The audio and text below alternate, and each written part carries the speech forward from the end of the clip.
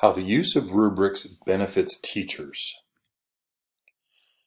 So there's also many benefits for teachers who create, grade with, and maintain good, thorough rubrics for their assignments and for their students to use. Here are a few of those benefits. First of all, it helps you tremendously to focus on student learning. To write or select rubrics, teachers need to focus on the criteria by which learning will be assessed. We've talked about that. The focus on what you intend students to learn instead of what you intend to teach actually helps improve instruction.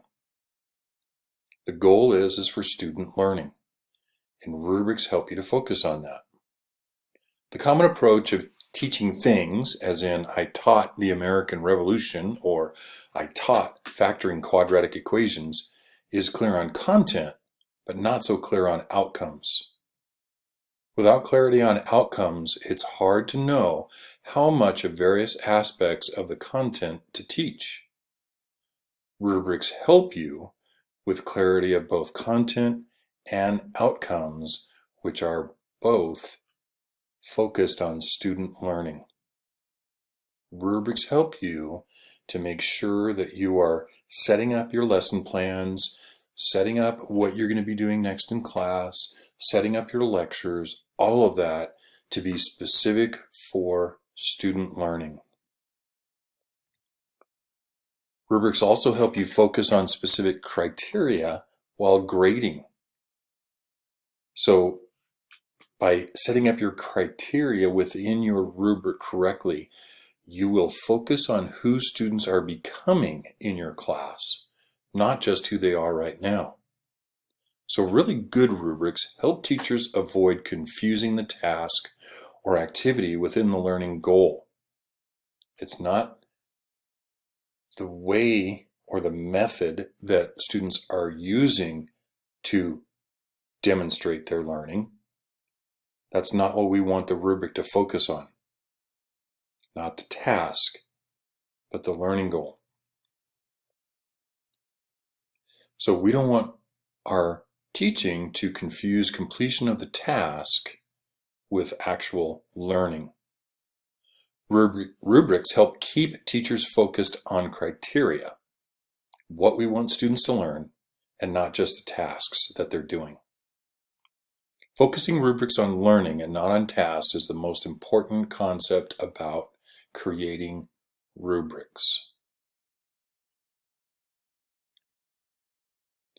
Rubrics make grading easier. What teacher does not want their grading process to be easier and faster, right? There are only so many hours in the day. To begin grading a class set of student submissions for a particular assignment, the rubric, if you sit down and look at the rubric as you sit down and with that stack of papers or whatever it is, the rubric initiates the grading process for you by establishing where to begin and what to look for in each submission.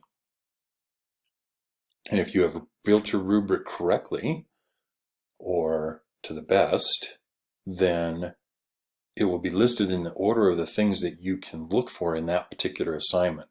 Sometimes they're going to be mixed, but sometimes you can build that rubric to where you look for those things in a sequence as you are looking at the student submissions. A well-written rubric forces the teacher to focus on exactly what you're evaluating as you work your way through each criterion in the rubric.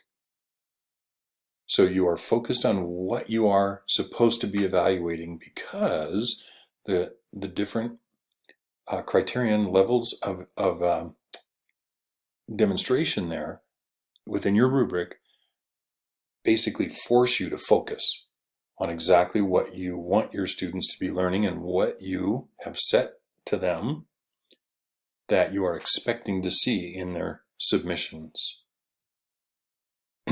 There will be nowhere near as many failing submissions to read through, particularly in the first one or two of this assignment type, that you get from your students as long as you have made the students aware of the requirements within the rubric for each assignment before they submit. That front-loading concept that we've talked about. and focus their attention on meeting all of the requirements within the rubric to the best of their ability. Now, I have to be honest, that's been some of my biggest frustration when I grade things in the past, is that looking through several of the submissions and they're nowhere near what they're supposed to be. And it's a waste of time for me. It's a waste of time for the student because they did not know what they were supposed to be submitting. And so I have to give it back to them and have them do it over again and so on. So the use of rubrics helps to not waste that time for you and for the student. Rubrics provide a fast way to give specific and meaningful feedback to students because it's built into the rubric, right? A well-written and detailed rubric will provide quick but thorough feedback to students in all aspects of how their particular submission for that assignment compared to the expectations outlined from you, the instructor, before they've even submitted their assignment. Right? So they know what the expectations are. However you're using your rubrics, circling the box or the cell that fits that particular student's demonstration of learning, their performance of that learning. Some people do it electronically with rubrics. However you're using the rubric, but that feedback to your students based on that rubric is critical. And so the rubric allows that process to be done very easily. You're not writing the same thing out over and over and over again because you've written it once in your rubric and you're using the rubric to grade. I like this quote here. There's no failure, only feedback. Right? As long as you're providing that good and consistent feedback, then your students are going to be growing and getting over that hurdle of whatever the next learning content item is for them.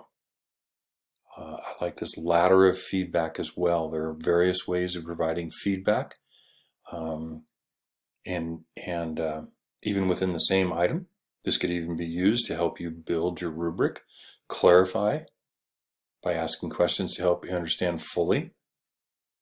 Right? Students can do that. The value, express what you like, giving detailed examples. So you as the teacher, that's again part of the purpose of the rubric. This is what I like seeing in these kinds of submissions. This is what I want to see. Okay. State concerns. So I wonder if you did this, perhaps some of that could be in your personal or extended feedback to a particular student, and you can make suggestions for improvement within your rubric even. Rubrics also help coordinate instruction with assessments. And so it helps you to organize your instruction. At their best, rubrics should be designed for repeated use. We've talked about that over time on several similar tasks or assignments. Students are given a rubric at the beginning of a course or unit of instruction.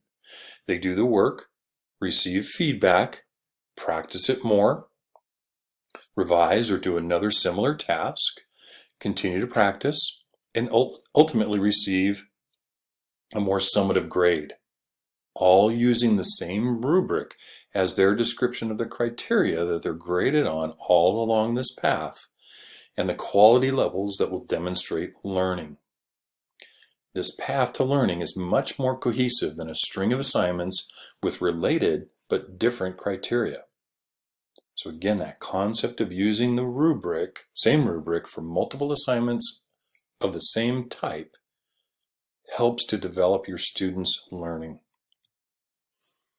As the teacher builds their assessments, whatever the assessments might be, and don't confuse assessments to mean tests all the time. Assessments are projects. However the student is demonstrating their learning, that does not have to be a multiple choice test by any means. So as the teacher builds their assessments, they should continue to look at the rubrics that have been used over the time frame of whatever that assessment is covering. And again, be focused on what they want their students to be learning.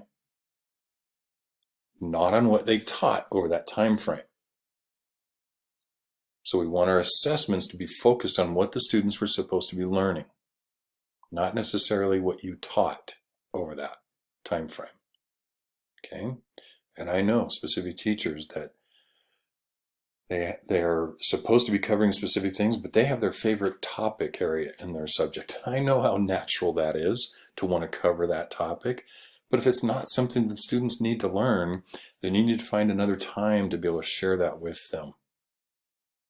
In other words, build your assessment pieces to your rubrics as well. All of this with the goal and intent of advancing student learning and success within your content area. Now, if you happen to be lucky enough, fortunate enough to have Canvas as your learning management system on your campus, there are some awesome benefits to you as a teacher for using rubrics specifically within Canvas. And if you don't know this about using rubrics in Canvas, you need to research this a little bit. And you can always email me to ask questions about it. When you're using rubrics for grading within Canvas, you need to compare each item in the current submission. So on the screen, you see the student's paper, whatever it might be, on the screen. You need to compare that with the description for that item within the rubric that you've created. And all you have to do is click on each cell within the rubric that matches the student's quality of work within that particular criterion. You're just literally clicking on the cells of the rubric. SpeedGrader within Canvas adds up those scores, depending on the cells that you clicked in, adds up those scores, and then puts that total within the gradebook when you save that grading set within that rubric. So you just click on boxes, you hit save, it adds it up, and it puts it over in the gradebook for you.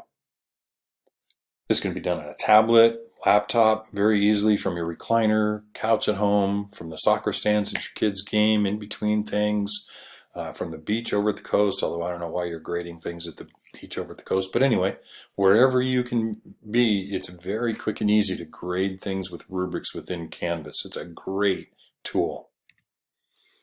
Canvas provides multiple ways to provide additional feedback within that as well. You can have written comments on each specific criterion area.